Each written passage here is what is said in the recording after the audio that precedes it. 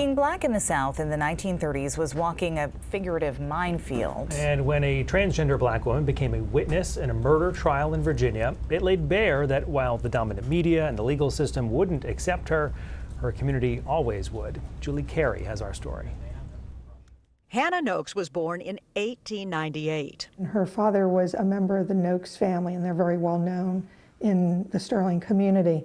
This is the only known photo of her. She began identifying as a woman, dressing as a woman well before her 30s.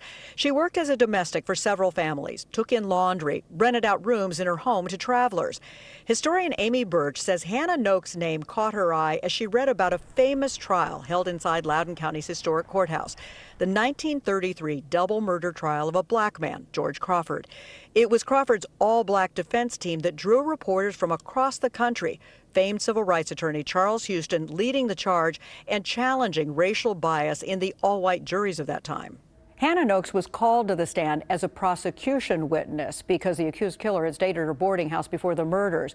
But what had captured Amy Birch's attention in the book was not a reference to her testimony at all, but instead how she was portrayed in the media. It mentioned that there was one witness who appeared as a woman and caused kind of a commotion in the courtroom. Birch dug deeper at Leesburg's Thomas Balch Library, the Library of Congress. She found story after story, headline after headline, focused on Hannah, many derogatory.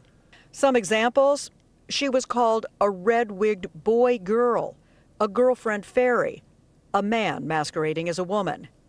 But a telling moment came when Hannah's nephew was on the witness stand and Houston's team questioned him, challenging Hannah's gender identity. He asked the nephew whether Nokes was his aunt or his uncle, and this young man said aunt. And Charles Houston asked the question again, and this young man confirmed, yes, it was his aunt. A clear sign, says Birch, that in her community, Hannah Nokes was accepted as she was.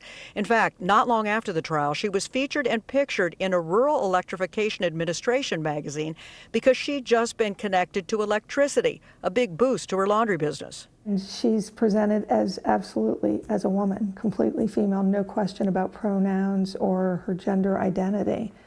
So her visibility at that time as a transgender woman is remarkable. Hannah Nokes' story, written by Birch, now part of a book titled Queer Virginia. And Birch sees a message in Hannah's story that resonates today.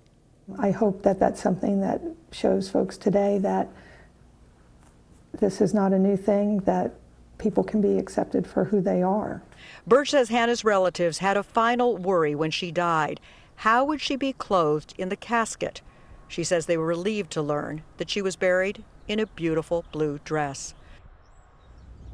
That was Julie Carey reporting.